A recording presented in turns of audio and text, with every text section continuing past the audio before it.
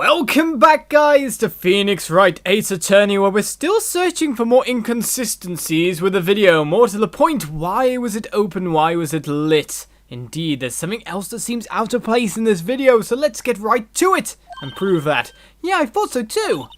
There's got to be another clue somewhere in this footage. Very well, let's inspect the video once more. The locker wasn't locked. Mr. Wright, please point out the cause for this. Okay, sure thing.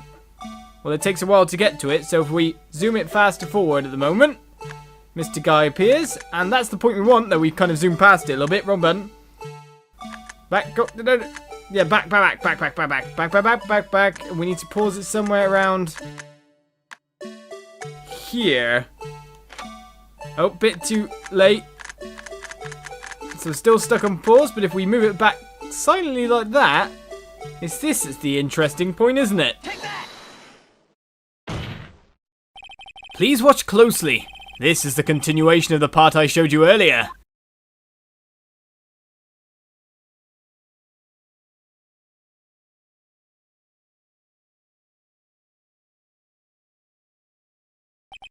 What's this?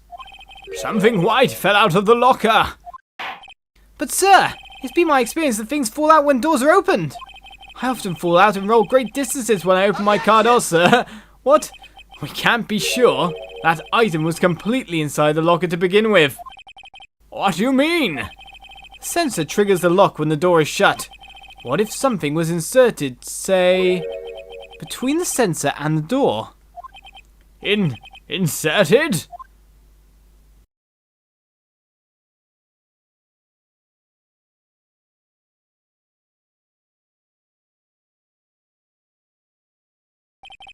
This white thing wasn't inside the locker. It was stuck between the door and the sensor. Oh, I understand now, sir. It's just like my tie. 2 out of 3 times it gets stuck in the door when I get out of my patrol vehicle, sir. Instead of the door closing, my tie chokes me. But the object would have to be extremely thin to fit in the door. Not only that, it would also have to block electrical currents. It would need to be an insulator. Yes, an insulator. But at the crime scene, just might have been something that fits the description. But sir, by insulator, you don't mean... I think I finally got this figured out. Very well. Will the defense please present the relevant evidence? What was this insulator that was stuck in the locker door? Well, if it's evidence, then I've got it on me.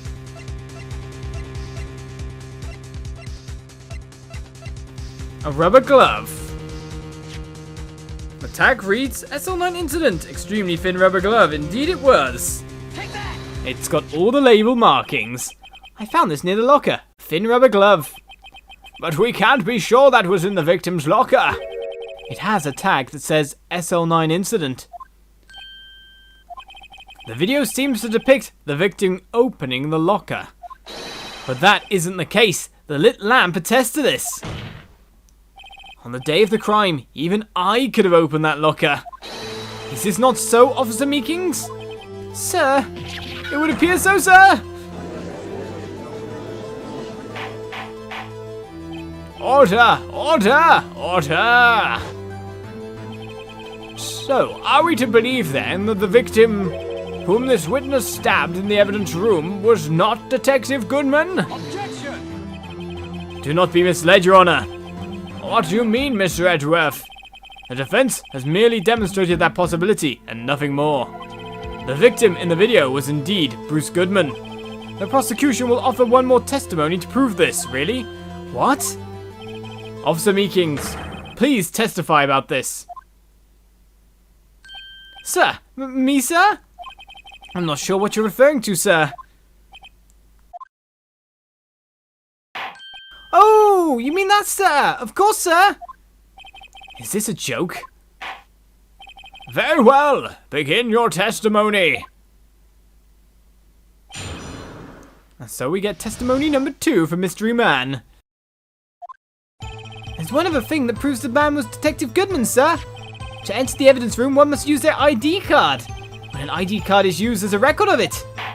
At the time of the crime, the detective had used his card. Oh, really? Well, let me just go into the court record. An ID record card, I see. Well, just a second. That's not that. Where's the report? There we go. Just a second.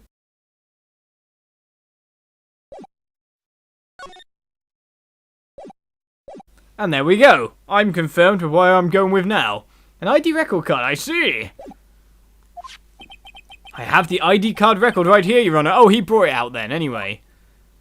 Oh, I just checked that. The ID used at 5:14 is that of the victim. But it takes half an hour, doesn't it? Just before the crime, Yes, without a doubt, this is the victim's ID. However, one thing does strike me as unusual. Several hundred cases should have been due for transferal. Why were there so few people using this room? This particular evidence room is only used for storing certain special cases. Special cases? Extremely violent cases involving police staff. Just hearing that makes my hair stand on end. Me too, although it doesn't make much of a difference. There were only a few cases up for transferal there, and most were cleared up by noon. Right, I see. Now let us move on to the cross-examination. I don't know why that made me laugh then. His pointy, spiky hair. There's one other thing that proves the man was Detective Goodman, sir. Well, you say that, but I think we're getting over to here. To enter the evidence room, one must use their ID card. But we have a problem with this. Is that card hanging from your neck one of those ID cards? Yes, sir. This card right next to my cuff, sir. I keep it here so I won't ever forget it. But what if someone were to steal it from you, keeping it out in the open like that? Maybe I shouldn't wear it around my neck. Remember when I said 2 out of 3 times my tie gets stuck when I get out of my car? Well, the remaining time it's my ID card that gets stuck. Instead of the door closing, my ID card chokes me. Maybe I should just leave this one alone. At any rate, each police officer has only one ID card. Both the police department and the prosecutor's office can attest to this. Please, proceed with your testimony. But I think that's where we're getting at. When an ID card is used, there's a record of it. Indeed, there is. At the time of the crime, the detective had used his card. Well, we're not so sure of that, because if it takes half an hour to get to the police, to the prosecutors, and it was used at 5:14, whereas Goodman was found at 5:30, obviously, and his card was found at the scene of the crime, in the thing, it couldn't have been used in both places, so there we have inconsistencies, doubt, and other such things. So I'm pretty sure I'm presenting this. Objection! Wait one moment, Officer Meekings. I'm not good at waiting, sir. I have the victim's ID card right here. I found it at the crime scene. That makes sense. When I say crime scene, I'm not referring to the evidence room in the police department. I mean the other crime scene. The underground parking lot at the prosecutor's office. Your Honor, I have one more piece of evidence to present, do I? It's a very important clue regarding the victim's ID card. Lost item report? It's only half completed. But it shows that Detective Goodman had lost something on the day of the crime. Something important enough to fill out this report. Let me guess. You believe this something to be his ID card, right? I can't say for sure. There is a high probability. On the day of the crime, Detective Goodman was not carrying his card. Order! Order! So now, what does this all mean? It can only mean one thing. It doesn't even require much thought. The man Officer Meekings encountered in the evidence room was not Detective Goodman, but rather the man who stole his ID card. Order! Order! Order! Does the prosecution have a response? I have only one thing to say to the defense. Bravo, Mr. Wright. Bravo? Allow me to summarize the defense's argument. At 5:15 p.m. on the day of the crime, the man in the evidence room Officer Meekings encountered was not Detective Goodman. There are 2 grounds to support this. First, the locker in the evidence room was already unlocked. Second, the victim lost his ID card. Am I correct so far, Mr. Wright? Yes? What's he up to? That being the case, we must inevitably arrive at a single conclusion. If the victim in this video is a fake, then the murder in the evidence room is also fake. In other words, the security camera does not show the instant of the murder. That is...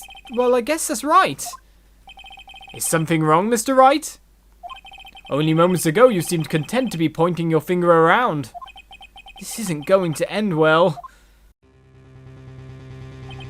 Well, well, it seems you finally realized exactly what you've gone to such lengths to prove.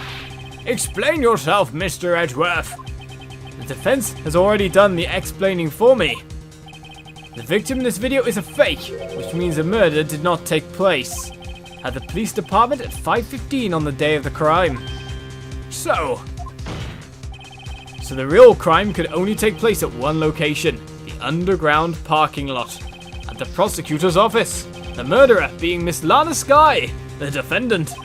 The evidence is compelling. A trustworthy witness. Observe the moment the defendant used the murder weapon. Ah! So I just cornered myself.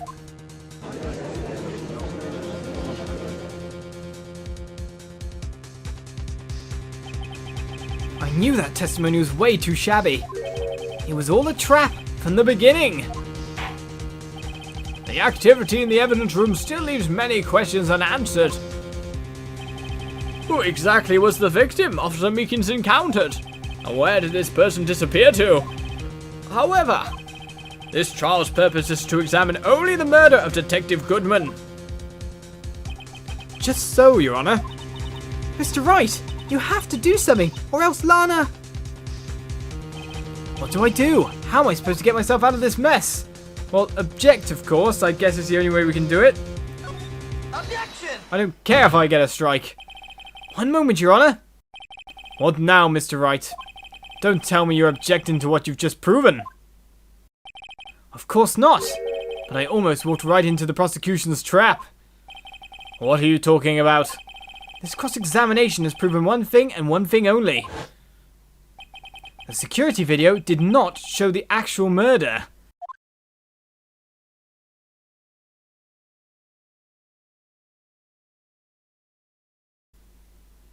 It definitely shows that much.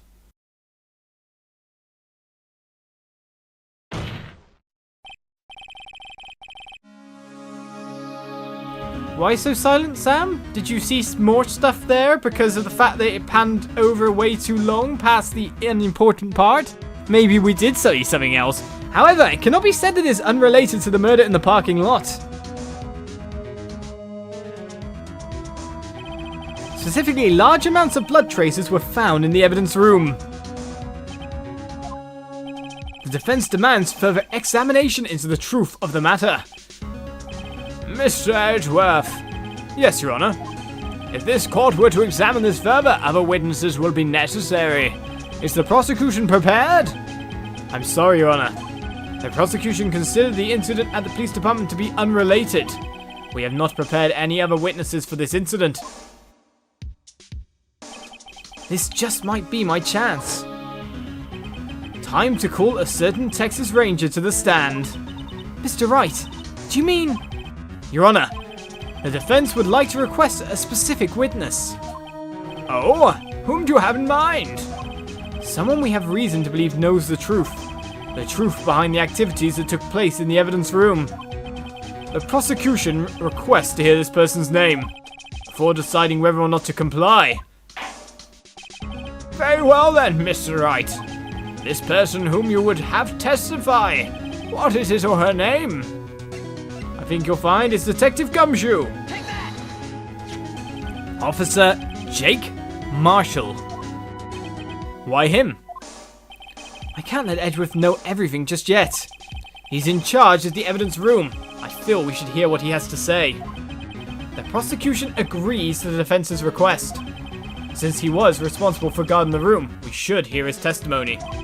Fortunately, he works in the police department. We shouldn't need longer than 20 minutes to prepare. Very well. The court will take a 30-minute recess while the witness is subpoenaed. Will the prosecution please prepare the witness during this time? We will, Your Honor. Court is now in recess.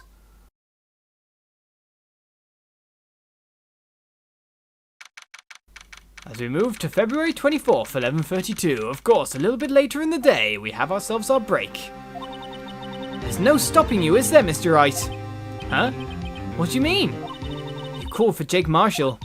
It seems you figured everything out. I haven't figured anything out. Lana, you're the one who knows everything. Emma, you always know everything. Why don't you just tell us? Mr. Wright is trying his hardest to protect you. I don't recall ever asking for his protection. How can you be so cold? Don't you trust us? Don't you trust me? Hope I'm not interrupting anything, pals. Oh, guess I am. I'll come back later. Wait, Detective Gumshoe, What is it? indeed, what is it? You've got a lot of nerve, pal, making a detective run all around while on duty. And to top it all off, you caught me here. I've seen happier people at funerals. What? Sorry, Detective. You better be, pal. Hey! Hey! Hey! Hey! Hey! Hey! Hey! Hey! I didn't see you there, Chief Prosecutor Sky.